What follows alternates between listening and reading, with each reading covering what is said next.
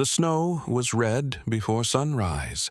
The old wolf stood over the pup's body, chest heaving, blood on his muzzle not from the kill, but from the fight to keep death away. Before we begin this unforgettable story, would you mind sharing where you're from in the comments? And if stories of love, loyalty, and second chances move, you please give this video a like and consider subscribing. The sky over Bitterroot Valley, Montana, was a solemn stretch of steel gray, thick with the promise of another snowstorm. The sun, long hidden behind heavy clouds, filtered through in faint silver slivers, casting no warmth, only the dull glint of reflection on the snow-covered forest floor. It was late January, and the temperature had dropped to 12 degrees Fahrenheit. Winds howled between the pine trees like distant voices mourning something long lost, deep within the Bitterroot National Forest, where snow blanketed every inch of the wilderness. A lone gray wolf moved with a silent, practiced tread. His name was Ash, once the alpha of a pack that roamed these mountains with pride. Ash had been driven out 2 winters ago by a pair of younger brothers, stronger, hungrier, and unburdened by a limp in their right hind leg or a notched ear gained in an old elk fight at nearly 12 years old. Ash was old by wolf standards, his coat no longer sleek, but mottled with patches of silver and rough along the spine. His eyes, a deep amber, held the dim embers of fire rather than its full flame, tired but observant, hardened but not cruel. Ash had learned to survive on small game, carrion, and instinct. He hunted mostly at dawn and dusk, when the cold dulled the reflexes of rabbits, or when shadows offered him the cover he could no longer rely on speed to provide. But this day, there was no hunt, only wandering driven by a restlessness he couldn't shake, as if something waited for him beyond the next hill. As he stepped across a narrow ridge, he caught a strange scent, faint, but fresh, not rabbit, not deer, canine, but wrong, domestic, curious and cautious. Ash followed the trail down toward a frozen creek bed dusted in fine snow. Wind stirred the brittle branches above him. And then he saw it, a small form, curled tightly on its side beside the bank, half buried in wind-blown powder, golden fur, dulled with dirt and crusted ice, rose and fell in shallow, uneven breaths. One back leg was twisted unnaturally beneath the body, and one ear flicked faintly at the whistle of the wind. It was a young dog, a golden retriever pup, no more than 4 months old. His name, though Ash did not yet know it, was Milo. Milo was once a bundle of sunlight-soft golden coat, oversized paws, and bright hazel eyes full of wonder. He had belonged to an 11-year-old girl who adored him like a brother. But 2 days ago, during a family camping trip, Milo had chased a rabbit into the thickets and disappeared. Disoriented by falling snow in the unfamiliar wilderness, he had wandered far from the campground. A sharp fall on the ice had wrenched his leg, and now, too weak to bark and too cold to stand, he lay dying. Ash lowered his head, sniffed the air. The smell of blood was faint, but the scent of fear was thick. Instinct clawed at his ribs, easy prey, warm meat, no effort, a gift from the forest. But as he took a single step closer, the pup stirred. Milo's eyes opened, cloudy and unfocused, barely able to lift his head. Yet, in that moment, their gazes met, one filled with age and solitude, the other with pure, terrified innocence. The pup didn't whine or cry, just trembled. His breath made a sound like leaves crushed underfoot. The air between them was motionless. Ash stood still, muscles tight, his breath steaming in the frozen silence. He had killed before. He knew what mercy didn't look like, but this was different. There was no pack to feed, no belly to fill that would make him forget what it meant to hesitate. And so he hesitated, 15 miles south of the forest line, in the small town of Hamilton. Hannah Whitmore was pinning another flyer onto the bulletin board outside the grocery store. She was 11, pale-faced with a mess of sandy blonde hair pulled into a loose braid. Her eyes, dark brown like wet bark, were puffy from crying but sharp with determination. She was dressed in a thick red parka, too large for her frame, with purple mittens that had a hole in the right thumb. Hannah had always been quiet, gentle with animals, soft-spoken with people. Losing her mother to cancer 3 years ago had carved a silence inside her that even her father struggled to reach. But Milo had changed that. He'd arrived on her 10th birthday in a basket with a blue ribbon and eyes full of mischief. He'd made her laugh again. Now she couldn't sleep, couldn't eat, couldn't think. Only search. Her father, Dr. Andrew Whitmore, stood nearby at the gas pump, watching her with a heavy heart. A seasoned veterinarian in his early 40s, Andrew was tall, lean, and always carried the scent of antiseptic mixed with coffee. His hands, though strong, often trembled slightly after long surgeries. He hadn't said much since Milo disappeared, only helped Hannah print flyers, drove her to every outpost, and called every ranger station within a 20-mile radius. She's convinced he's still out there. Andrew had told the park ranger that morning, and I guess I can't say she's wrong. That dog is a fighter. As Hannah peeled back the tape roll, the wind picked up, lifting the edge of the flyer and spinning it briefly in the air. Her mittened hand pressed it down firmly on the page. Milo's smiling face looked back at her, beneath bold letters, missing. She didn't notice the tears falling until the ink blurred back in the forest. Ash circled the pup slowly. Milo had not moved again. His breathing was shallow. The wind had shifted slightly, carrying with it the distant scent of coyotes. Ash turned his head. Not yet a threat, but the forest was never silent for long. He sat down, just out of reach, his tail curling beside him. And for the first time in years, Ash didn't feel alone. The snow fell gently around them, covering the earth like a white shroud. But beneath it, 2 lives breathed one barely, one uncertainly. The night was coming, and Ash did not leave. Night fell quietly over Bitterroot National Forest, blanketing the trees and earth in a hush only the deep wilderness could hold. The temperature had dropped sharply, and frost coiled along every branch like white veins.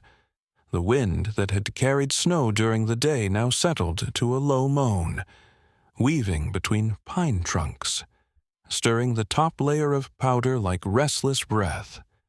Ash, the old gray wolf, did not leave instead. He lowered his worn, scar-ridden frame beside the tiny golden body that lay curled on its side, motionless. The young dog had not stirred since sunset, and his breathing had grown faint. Milo was slipping, breath by breath, into a cold that would not release him. Ash pressed his side against the pup's, his thick winter coat shielding the fragile body from the icy air. He shifted slowly, careful not to crush, just enough to share his warmth.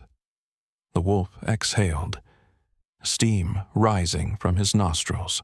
Then he dipped his head and gently began licking away the layer of frost that clung to Milo's muzzle. His tongue was coarse but deliberate, warming the pup's fur, nudging away ice and snow every few minutes. Ash nudged the pup's side with his nose softly at first, then more firmly at last, just as the moon began its rise. Milo let out a thin, pitiful sound, something between a whimper and a sigh. Ash stilled. Milo's paw twitched. His chest moved. Not much. Not strong, but enough. Ash resumed, licking at his face, clearing away frozen crust from his eyes, until one eyelid fluttered open. The pup's gaze, glassy and unfocused, caught Ash's just for a second, before closing again. But that second was enough. Ash stayed close, his body shielding Milo from the bite of the wind, his breath keeping frost from forming again on the young dog's fur. Above them, clouds shifted, revealing a narrow ribbon of stars. For hours they lay there, two silhouettes pressed into the snow, a predator and his would-be prey. The forest around them moved only in whispers, but they were not alone. From far across the slope, beyond the ridgeline, sharp paws crunched the snow. A group of coyotes, 4, maybe 5, had caught the scent. They were lean and wild-eyed, drawn by the trail of blood and the promise of something dying. Ash's ears flicked. He did not lift his head, but he listened. Their scent was faint, still distant, carried in broken threads by the shifting wind. He could not see them yet, but he knew they were coming.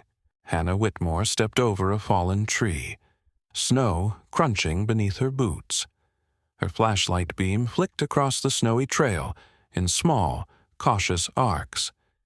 She had come farther than she told herself she would. Her breath came in short, visible bursts, the air stinging her lungs with every step.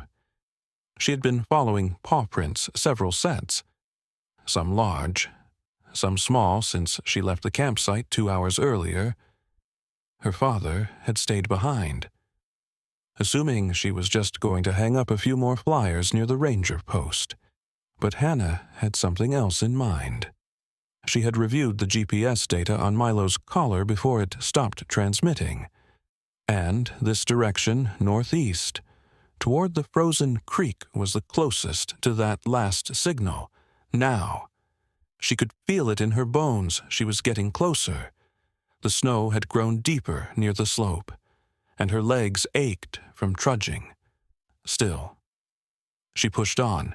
She was bundled in 2 jackets, a wool hat, and gloves. Her cheeks red from the wind. Her eyes, dark and determined, never left the tracks. A gust of wind kicked up and brought with it something faint but familiar. She stopped. Milo. She didn't see him. But something in the air, a scent. A tug in her chest made her know she was close. She looked ahead. The trail sloped downward toward a grove of trees. Beyond them, she could just make out the glimmer of moonlight on ice, the frozen creek. But it was too late in the day to keep going. She turned back reluctantly, hugging her arms to her chest. "I'll come back in the morning," she whispered, her voice barely audible through the wind. Then, without another word, she began to retrace her steps, back by the creek. Ash remained alert. The wind had changed. The scent of coyotes was stronger now. He lifted his head slowly, scanning the darkness beyond the trees. Milo whimpered softly beside him, his body still trembling with exhaustion, but no longer unresponsive. Ash shifted. Lowering his head again beside the pup, he closed his eyes, not to sleep, but to listen. His ears twitched. His tail flicked once. He would not move. Not tonight. Whatever came, the old wolf would meet it here. The silence of pre-dawn was broken by the crackling of paws over snow. Low growls rippled through the pine shadows as a pack of coyotes emerged near the frozen creek, their wiry bodies sleek under the moonlight. 5 of them, each hungry, hollow-eyed, their fur clinging tightly to ribs that had known little meat this winter. Their leader, a narrow-faced male with a torn lip and clouded eye, sniffed the air with methodical precision. The scent of blood was fresh. So was the scent of weakness, just beneath a thicket of frosted brambles. Ash lay with Milo pressed against his chest. The old wolf had not slept. His limbs ached from staying still too long, and his breath now came with a faint rasp. Yet his senses had not dulled. The moment the first coyote stepped into view, Ash rose slowly, but with purpose. He didn't make a sound at first. Instead, he stood tall, his scarred frame backlit by the pale glow of a reluctant moon. The coyotes paused at the edge of the clearing. Their yellow eyes shimmered with calculation. They knew wolves, knew their size, their power. But they also knew the scent of age, of fatigue. Ash's limp betrayed him before his snarl did. The leader crept forward, baring his teeth.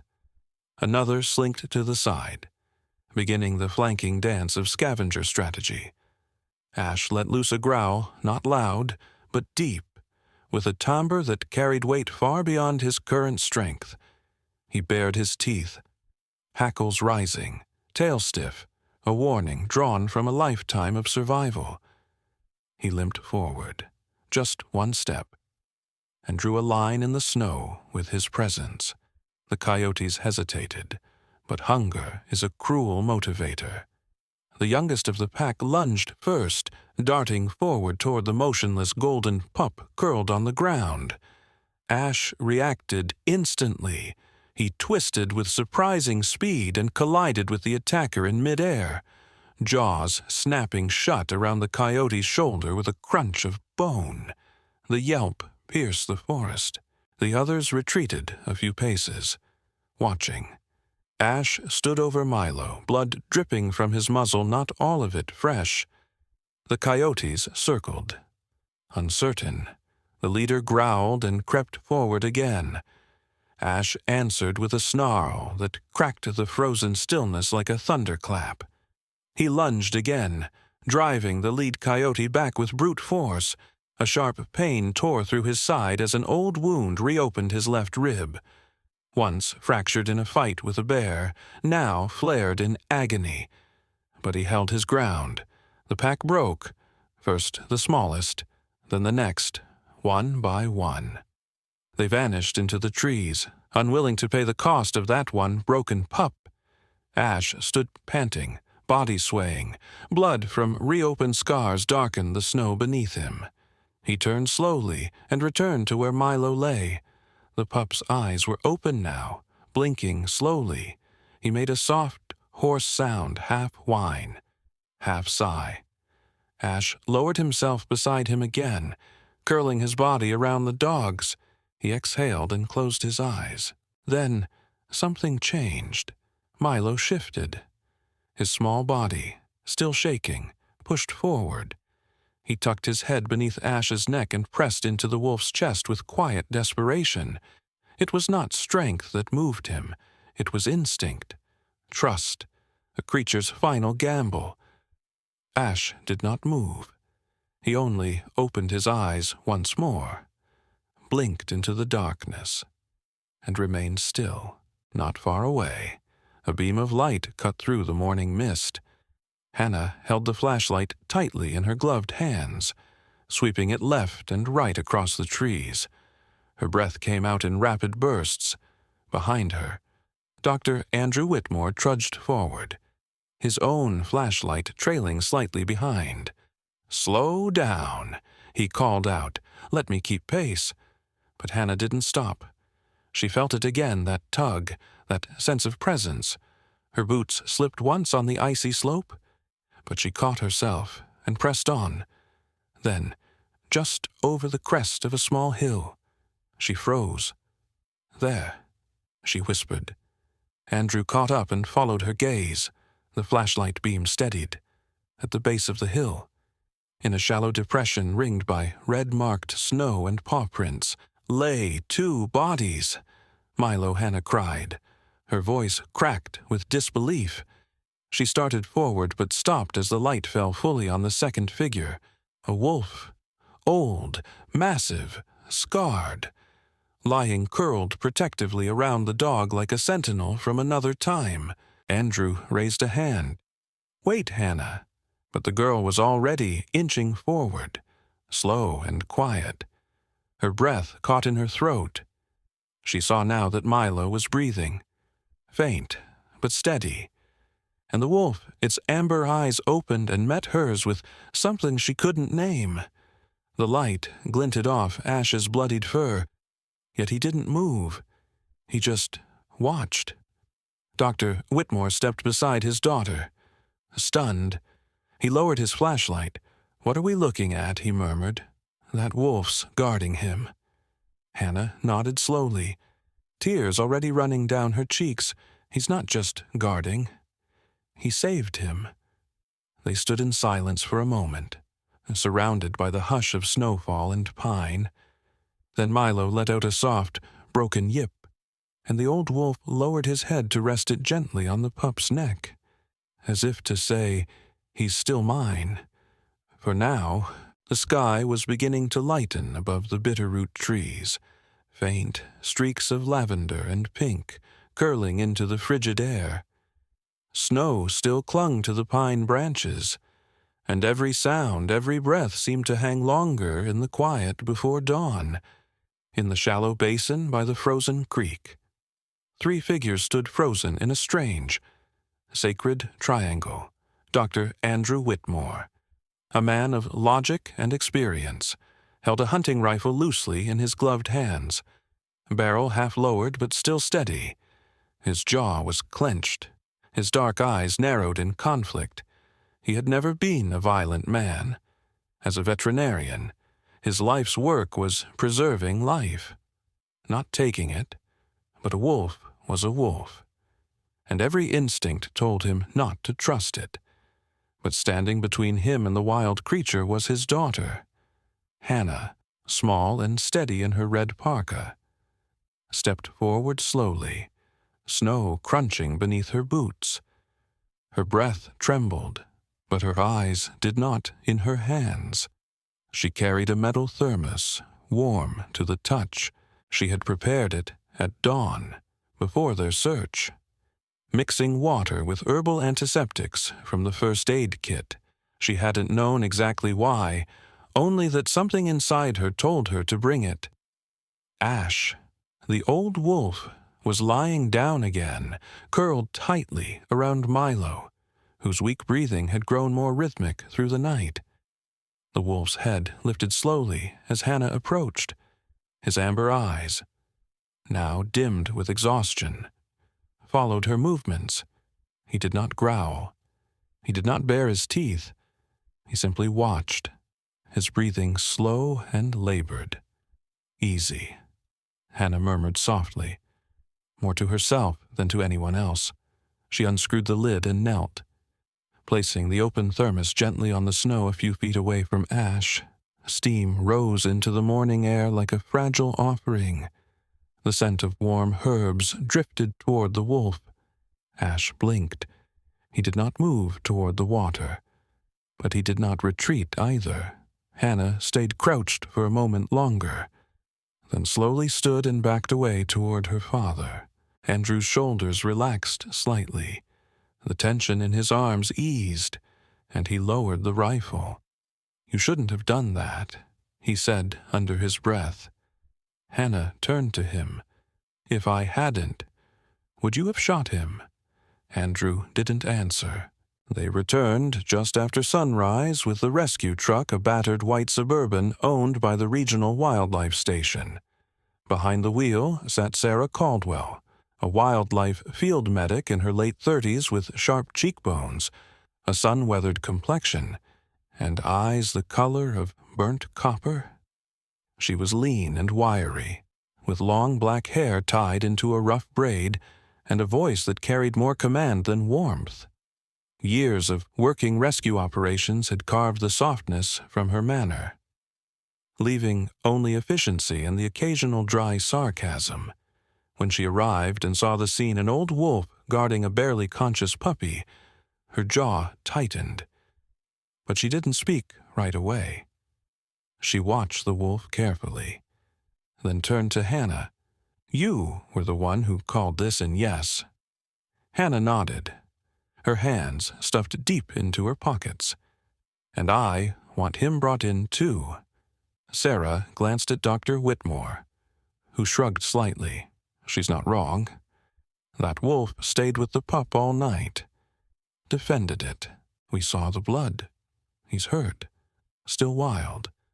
Sarah muttered, "Still dangerous. Not today." Hannah said, "Not to us." Sarah looked at the old wolf again. Ash hadn't moved since they arrived. His breathing was shallow, and one of his front paws was stained with dried blood. She gave a sharp nod. "We'll need a tranquilizer." "Something mild." "No," Hannah said quickly. "Please. I don't think he'll fight. He's just tired." Sarah sighed. "All right, kid. We'll try it your way." It took nearly half an hour. With slow, deliberate movements, they approached Milo first, carefully wrapping him in a thermal blanket and lifting him into a padded carrier. Ash made a low sound but didn't move when they returned for him. Sarah crouched close and opened a thick canvas transport crate lined with blankets. Ash watched her. Then, to everyone's surprise, he rose slowly, stiffly, and limped toward the crate. He sniffed the inside once, then lowered himself into the warmth. It was not trust. It was surrender, the kind that comes not from fear, but from knowing there's nowhere else to go. The ride to the temporary field station took just under 40 minutes. The facility, a converted ranger cabin nestled at the base of the ridge, had been used for wildlife triage for years. Inside, it smelled of pine, antiseptic, and damp wool. There were 2 main rooms, one outfitted as a treatment bay, the other as a rest space for animals that didn't need immediate surgery. Sarah set up Milo on a heated pad, checking vitals and starting a warm IV drip. Pup's stable. She reported dehydrated, bruised, 1 fractured leg, but he'll make it in the next room. Ash lay on a padded floor mat beside a portable space heater. Dr. Whitmore crouched beside him, checking the reopened wounds along the wolf's ribs and neck. Old injuries, mostly. He's bled, but nothing that'll kill him. This wolf is stubborn. He's got more lives than most dogs I know," Sarah muttered, wiping her hands. In the corner, Hannah sat on a bench, watching through the glass partition. She hadn't spoken since they arrived. Her eyes remained on Ash, even as he slept. "You know," Sarah said, sitting beside her, "I've seen a lot in these woods. Elk tangled in barbed wire, bear cubs rescued from wells. Once even pulled a mountain lion out of a garage, but I've never seen this." Hannah didn't turn. He knew Milo needed help, and he gave it. Sarah nodded. "Guess even the wild has its own kind of rules." That night, while Milo rested with soft whimpers in sleep, and Ash lay still but breathing steadily, the little cabin in Bitterroot remained quiet. Snow fell again outside, soft and unbothered. The girl, the dog, and the wolf slept beneath one roof, not prey, not predator, but something else entirely. A choice had been made, not out of instinct, not from fear, but from the heart. The snow had begun to melt. Thin rivulets of water trickled beneath the brittle crust of ice as winter loosened its grip on the Bitterroot Valley. It had been 2 weeks since that morning by the frozen creek. 2 weeks since the moment one old wolf chose not to take a life, but to save it instead. And in that time, the world had begun to stir with a different kind of warmth. Milo, now back on steady paws, trotted across the patchy field beside the Whitmore family's barn. His fur, once matted and dirt-crusted, had returned to its golden sheen, catching the soft light like polished wheat. His limp had disappeared, and though a scar curved along his hind leg where the bone had mended, it gave him no trouble. He barked at falling leaves, chased shadows, and sometimes sat still in the grass watching, waiting, always watching the same spot, behind the barn and beyond the hayfields. The Whitmores had fenced off a 2-acre stretch of pine and thistle-covered ground. The terrain wasn't perfect, but it had the scent of earth, the hush of wind between trees, and enough space to move freely. This was Ash's home now. The old wolf spent most of his days lying in a patch of sunlight beneath a young aspen tree. His body had filled out since Bitterroot. The deep hollows along his ribs had softened with strength. He still limped, and he often rose slowly, like a man with memory in every joint, but he was no longer a creature clinging to the edge of death. Twice a day, Ash was brought food raw, clean meat with joint supplements ground in, and cool water laced with anti-inflammatories. Sometimes it was Dr. Whitmore himself who delivered it. But more often than not, it was Hannah. She had a way with him, dressed in jeans tucked into muddy boots, her blonde braid bouncing against her back. Hannah moved through the gate like she belonged to the wild, just enough to be trusted. She no longer tried to touch Ash. She had stopped trying weeks ago, but he didn't shy away when she came. He watched her with those same ancient amber eyes, and on rare afternoons, when Milo ran close to the fence, Ash would rise and follow his movements, step for step. Inside the Whitmore house, the dining room table had been overrun by reporters and wildlife officials. A large photograph of Ash and Milo, lying together in the snow, had gone viral, captured by Dr. Whitmore's body camera the morning they found them. The video that followed, grainy and trembling with emotion, told the story: the old wolf, the dying dog, the girl, the decision. It spread across platforms like a living tale, the last howl of Ash. They called it. News anchors debated the meaning of it. Animal behaviorists rewrote chapters. But Hannah, who never liked being in the spotlight, kept mostly to herself. Until the call came from the Wildlife Rehabilitation Board. The woman on the other end, Cassandra Bird, was in her mid-50s, elegant in tone and thoughtful in her phrasing, with shoulder-length black curls and an ever-present string of turquoise beads around her neck. Cassandra was known for balancing science with empathy, a rarity in her line of work. "Dr.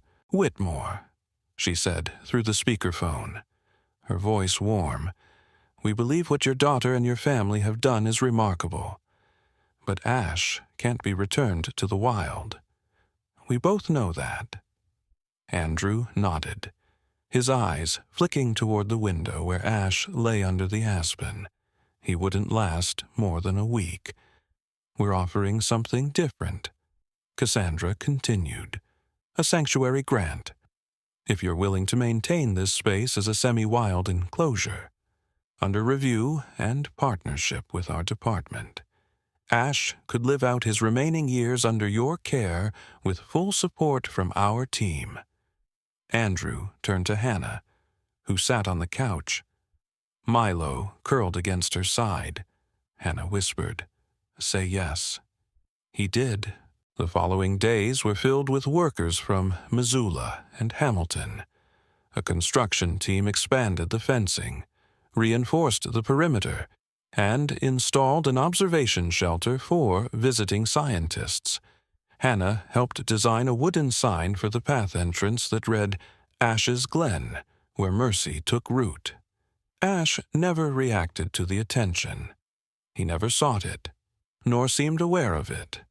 But as the sanctuary took shape, he began to move more during the day, patrolling its edges, tracing the breeze, howling only once. At dusk, when the wind carried pine needles and old memories, Milo, in turn, found his rhythm again. His world no longer revolved around pain or survival. It revolved around the daily ritual breakfast with Hannah, chase games with Dr. Whitmore's clinic dog Daisy, and then, most importantly, the afternoons beside the fence. He would sit, tail flicking lazily, as Ash lay a few feet away on the other side.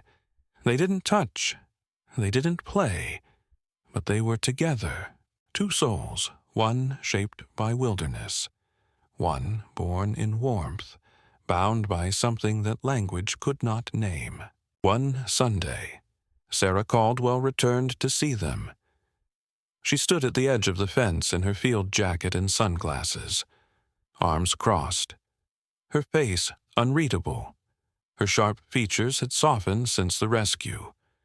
Maybe it was the absence of danger, or maybe it was the memory of what she had seen in the old wolf's gaze. "You were right, kid," she said to Hannah, who stood beside her, holding a tin of Ash's food. "Not everything out here follows the rules." Hannah didn't answer. She was watching Ash, who was watching Milo, who was chasing a falling leaf. Sarah turned to go, but paused. "You ever think about working in wildlife one day?" Hannah blinked. "I'm only 11. Sarah smiled. "Then you've got time to start early." That evening, the sun sank low behind the Montana hills.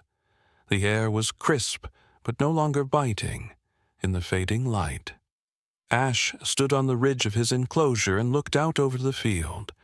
Milo ran across the grass below, barking once sharp, joyful.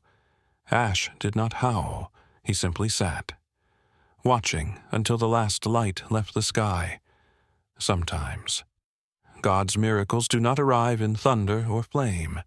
They come quietly in the eyes of an old wolf who chooses mercy over instinct, in the soft breath of a dog who should have died, in the faith of a little girl who simply refused to give up. This story is a reminder that grace exists even in the wild, and compassion can grow where no one expects it. In our everyday lives, we are surrounded by silent battles, people struggling, hearts breaking, hope fading. But just like Ash and Milo, sometimes all it takes is a single act of kindness, a small decision of the heart, to change everything. God often speaks through the unlikely, and when we choose love over fear, we become part of His greater plan. If this story touched you, please take a moment to like, share, and subscribe so more hearts can be moved by the quiet power of grace.